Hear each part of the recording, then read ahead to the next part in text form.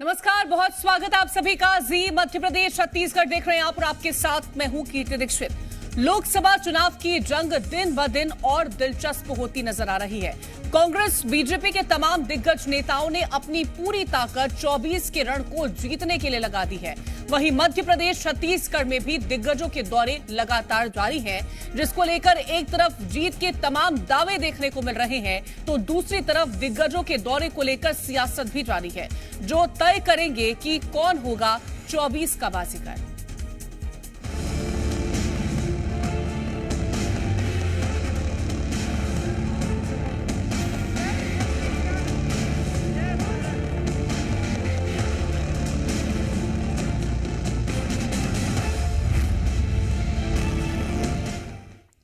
लोकसभा चुनाव का पहला चरण का रण समाप्त हो चुका है और अब तमाम राजनीतिक दलों के दिग्गजों ने दूसरे चरण का मोर्चा संभाल लिया है। एक तरफ प्रधानमंत्री नरेंद्र मोदी देश भर में लगातार दौरे कर रहे हैं तो इधर कांग्रेस की तरफ से राहुल गांधी ने चुनावी अभियान अपने हाथों में लिया है। बीजेपी कांग्रेस के दोनों सबसे बड़े नेताओं के अलावा दोनों ही दलों के तमाम दिग्गज भी देश भर में लगातार दौरे कर रहे हैं। तो वही बात अगर मध्य प्रदेश की करते हैं तो मध्य प्रदेश में भी तमाम दिग्गजों के दौरे देखने को मिल रहे हैं। नेताओं के साथ ही प्रदेश के मुखिया डॉक्टर मोहन यादव भी लगातार दौरे कर मध्य प्रदेश की जनता को साधने की पूरी कोशिश करते नजर आ रहे हैं। मोहन यादव प्रदेश में बैक टू बैक दौरे कर अलग अलग लोकसभा सीट पर जाकर बीजेपी प्रत्याशियों के लिए वोट की अपील कर रहे हैं तो वहीं कांग्रेस पर जमकर हमला भी बोलते नजर आए। हम तो भगवान राम के क्षेत्र में निवास कर रहे हैं और ये भाजपा केवल हिंदू की बात कहने के लिए कांग्रेस के हिसाब से हिंदू हो सकता है।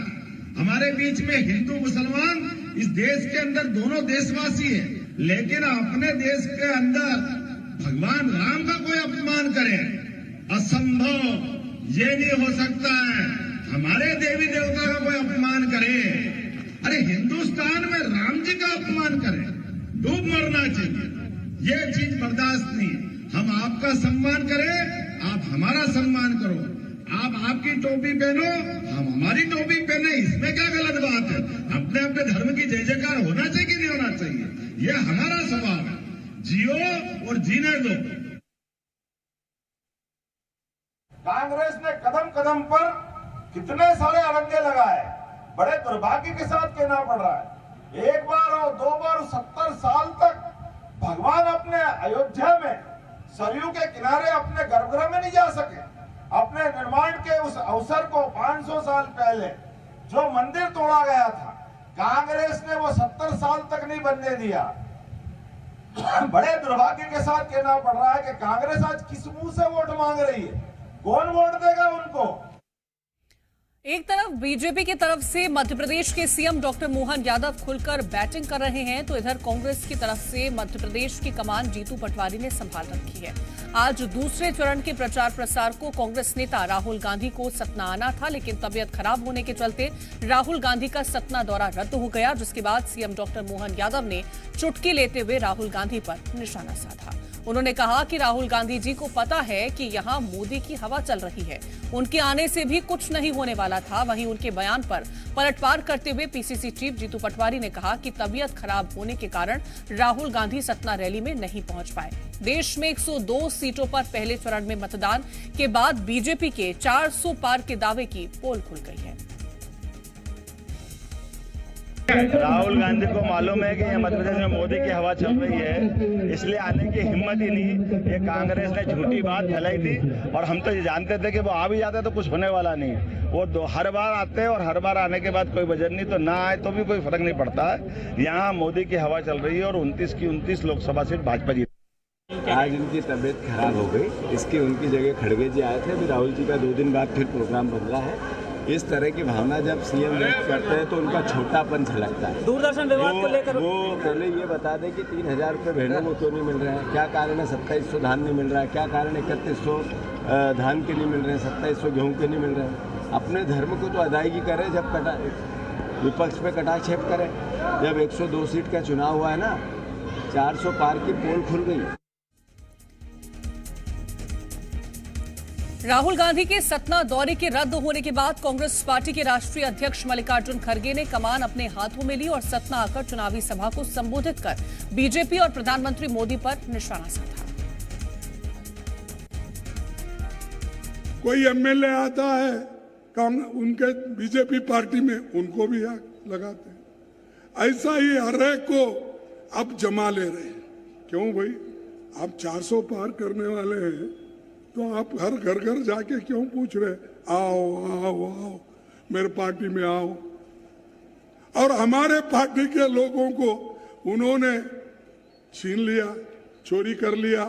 444 एमएलए सब पार्टी के मिलके उनको उन्होंने खरीदा और बाबा साहब अंबेडकर बनाए हुए संविधान को ये लोग खत्म करेंगे। अगर उसको जिंदा रखना है, ये डेमोक्रेसी को आप अगर जिंदा रखना चाहते हैं, मेरे मां बहनों को जो वोट का अधिकार मिला, मजदूरों को जो वोट का अधिकार मिला, किसानों को जो मिला, इसको अगर आप कायम रखना चाहते हो तो आप कांग्रेस पार्टी को वोट दो।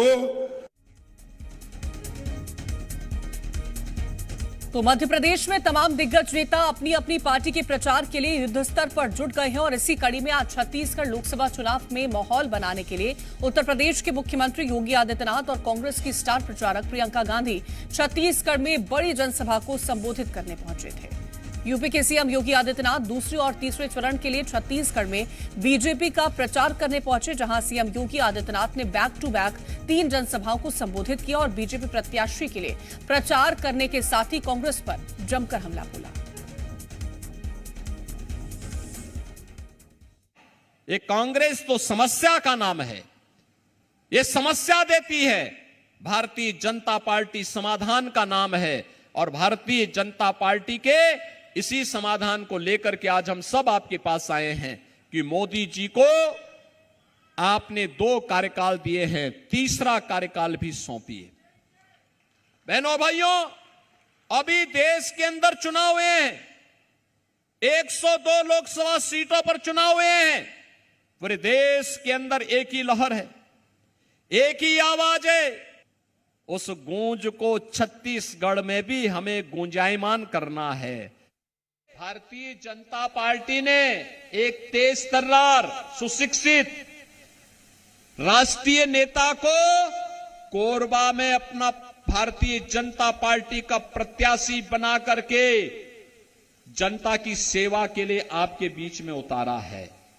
विकास हो, गरीबों का कल्याण हो और साथ साथ योजनाओं का लाभ यहां पर बिना भेदभाव के सभी लोगों को प्राप्त हो, इसके लिए भारतीय जनता पार्टी ने सुश्री सरोज पांडे जी को आपका प्रत्याशी बना करके, भारतीय जनता पार्टी के प्रत्याशी बना करके आपके बीच में उतारा है। तो वहीं प्रियंका गांधी ने आज कांकेर और राजनांदगांव लोकसभा क्षेत्र में कांग्रेस प्रत्याशी के पक्ष में प्रचार किया। दोपहर 12 बजे प्रियंका गांधी रायपुर पहुंची थी, जिसके बाद कांकेर लोकसभा क्षेत्र में जनसभा को संबोधित करने के बाद प्रियंका ने दोपहर करीब 3 बजे राजनांदगांव लोकसभा क्षेत्र के डोंगरगढ़ में जनसभा को संबोधित किया और प्रधानमंत्री मोदी के साथ बीजेपी पर निशाना साधा। उनसे हम ये उम्मीद रखते थे कि वो हमसे सच बोलेंगे, वो हमारे लिए अच्छा करेंगे, वो हमारे साथ विश्वासघात नहीं करेंगे। इसीलिए आप गहराई से समझिए कि आपको बदलाव लाना पड़ेगा। इस बार अगर आपने कांग्रेस के हाथ मजबूत नहीं किए और फिर से आप 5 सालों के लिए भाजपा की सरकार ले आए तो 5 साल और इस देश में क्या क्या होगा, इसकी गारंटी कोई नहीं ले सकता। मेरी पूरी आशा है, उम्मीद है कि आप मेरी बातों को जिस तरह ध्यान से आप सुन रहे हैं उसी तरह से आप इनको याद करेंगे जिस दिन आप वोट देंगे और भूपेश बघेल जी को आप विजयी बनाएंगे, क्योंकि भूपेश बघेल जी ने हमेशा आपकी सेवा की है। वो समझते हैं इन बातों को, वो किसान के बेटे खुद हैं, तो वो समझते हैं आपके संघर्ष को। आप ही के संघर्ष से उठकर उभर कर आए हैं, तभी नेता बने हैं। इनके दिल में आपके लिए पूरी श्रद्धा है और उस श्रद्धा के तहत वे हमेशा आजीवन आपकी सेवा करेंगे। और अग्नि परीक्षा में आज देश की सियासत से जुड़ी सबसे बड़ी खबर। दावा किया जा रहा है कि कांग्रेस के पूर्व अध्यक्ष राहुल गांधी फिर से अमेठी के रण क्षेत्र में उतर सकते हैं। सूत्रों के मुताबिक राहुल के वहां से चुनाव लड़ने की पूरी तैयारी की जा चुकी है। हालांकि इसकी पुष्टि नहीं हुई है, लेकिन अगर ये खबर सच होती है तो वहां राहुल और स्मृति ईरानी के बीच तीसरी बार हाई प्रोफाइल मुकाबला देखने को मिलेगा।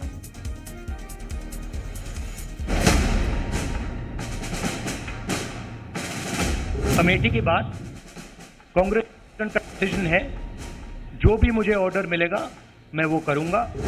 क्या राहुल गांधी वायनाड के बाद अमेठी से भी ठोकेंगे ताल? क्या अमेठी में राहुल वर्सेस स्मृति का राउंड 3 मुकाबला होगा? जो जीतने के बाद गायब रहा वो हारने के बाद पुनः आएगा बांटने, छांटने और लोगों को लुभाने। लेकिन मेरा इतना आग्रह है कि जब उनका टोला आएगा बांटने, तब समाज एकजुट रहे। इन सवालों को लेकर सियासी गलियारे का पारा तब चढ़ने लगा जब राहुल गांधी के अमेठी जाने की खबरें आने लगी। सूत्रों के मुताबिक कांग्रेस के पूर्व अध्यक्ष राहुल गांधी जल्द ही अमेठी का दौरा करेंगे। कांग्रेस से जुड़े सूत्रों के मुताबिक राहुल गांधी 27 अप्रैल को अमेठी जा सकते हैं, जहां वो उसी दिन एक जनसभा को संबोधित करेंगे। उसके बाद 28 से 29 अप्रैल को लोकसभा चुनाव के लिए अमेठी से नामांकन दाखिल कर सकते हैं। सूत्रों का दावा है कि राहुल के चुनाव लड़ने की तैयारी भी शुरू हो चुकी है। बताया जा रहा है कि कांग्रेस ने न सिर्फ राहुल गांधी को अमेठी से चुनाव मैदान में उतारने का फैसला किया है, बल्कि पिछली शिकस्त से सबक लेते हुए उन्हें जीत दिलाने का पूरा खाका भी तैयार कर लिया है। कि इस बार पार्टी की तरफ से कोई बयान नहीं आया है, लेकिन बीते दिनों गाजियाबाद के प्रेस कॉन्फ्रेंस में राहुल गांधी ने इससे जुड़े संकेत जरूर दिए थे। अमेठी के बाद कांग्रेस का डिसीजन है, जो भी मुझे ऑर्डर मिलेगा मैं वो करूंगा। सीईसी मीटिंग हमारी पार्टी में सीईसी मीटिंग्स में ये डिसीजन लिए जाते हैं। राहुल गांधी के इस बयान के बाद अमेठी में फिर से राहुल और स्मृति ईरानी के बीच आर पार के मुकाबले को लेकर कयास लगने लगे हैं। आपको बता दें कि अमेठी सीट से 2014 में राहुल गांधी स्मृति ईरानी को 1 लाख से ज्यादा वोटों से हराकर संसद पहुंचे थे। लेकिन 2019 में स्मृति ईरानी ने चौंकाते हुए राहुल गांधी को उनके ही गढ़ में 55,000 से ज्यादा वोटों से मात दे दी। लेकिन 2024 में अभी तक कांग्रेस ने अमेठी से अपने उम्मीदवार का ऐलान नहीं किया है। लेकिन गाहे बगाहे कांग्रेस नेताओं की तरफ से ऐसे बयान आते रहे, जिससे राहुल की दावेदारी को लेकर अटकलें लगने लगी। यूपी कांग्रेस अध्यक्ष अजय राय तो कई बार राहुल से अमेठी का रण में उतरने की अपील कर चुके हैं। मैं उत्तर प्रदेश का अध्यक्ष हूं, इस नाते मैं ये निश्चित कहूंगा कि वहां की जनता, अमेठी की जनता ये मांग कर रही है, डिमांड कर रही है। और हमारे कार्यकर्ता उन्होंने कहा है कि जो कमियां रह गई हम पूरी जान लड़ा देंगे, पूरी ताकत लगा देंगे। और राहुल गांधी को हमको चाहिए, राहुल गांधी जी को हर हाल में हम लोग यहाँ से चुनाव लड़ाकर अब भारी से भारी प्रचंड बहुमत से चुनाव जिता कर भेजेंगे। लेकिन राहुल के अमेठी के रण में उतरने को लेकर बीजेपी आए दिन सवाल उठाती रही है, उन्हें चुनौती देती रही है। राहुल गांधी की पार्टी का उत्तर प्रदेश में खाता भी नहीं खुलेगा। अमेठी लड़ने से क्यों डर रहे हैं, बोलिए? बाकी रायबरेली की घोषणा क्यों नहीं हो रही है? इस बार समाजवादी पार्टी के साथ यूपी में इंडिया गठबंधन के बैनर तले उतर रही कांग्रेस के लिए अमेठी की जंग इतनी आसान भी नहीं है, क्योंकि वहां 2009 में कांग्रेस को 72% वोट मिले थे, जबकि बीजेपी को 15% वोटों से संतोष करना पड़ा था। इस चुनाव में राहुल की जीत का अंतर 3 लाख से ज्यादा था। 2014 में कांग्रेस का वोट गिरकर 47% तक आ गया, जबकि बीजेपी ने 34% वोट हासिल कर खतरे की घंटी बजा दी। तब राहुल की जीत का फासला घटकर 1 लाख के करीब आ गया था। 2019 में कांग्रेस का वोट 44% तक सिमट गया, जबकि बीजेपी 50% वोट हासिल करने में कामयाब रही। तब स्मृति की जीत का फासला 55,000 से ज्यादा था। 2019 के चुनाव में एसपी बीएसपी गठबंधन ने अमेठी से कांग्रेस के समर्थन में कोई उम्मीदवार नहीं उतारा था, लेकिन इस बार बीएसपी अकेले ताल ठोक रही है। ऐसे में बीएसपी के वोट काटने का भी खतरा है। राहुल की राह में कांटे हैं, तो मोदी इस पर अपनी रैली में चुटकी भी ले रहे हैं। कांग्रेस के जो शाहजादे हैं उन्हें भी वायनाड में संकट दिख रहा है। अब जैसे इन्होंने अमेठी से भागना पड़ा, अमेठी छोड़ा, अब मान के चलिए वो वायनाड भी छोड़ेंगे। आपको बता दें कि अमेठी और रायबरेली में 5वें चरण में 20 मई को वोट डाले जाएंगे, जिसके लिए 26 अप्रैल से नामांकन की शुरुआत होगी। ऐसे में राहुल के अमेठी पहुंचने की खबर से यूपी का सियासी पारा चढ़ने लगा है। ब्यूरो रिपोर्ट, जी मीडिया।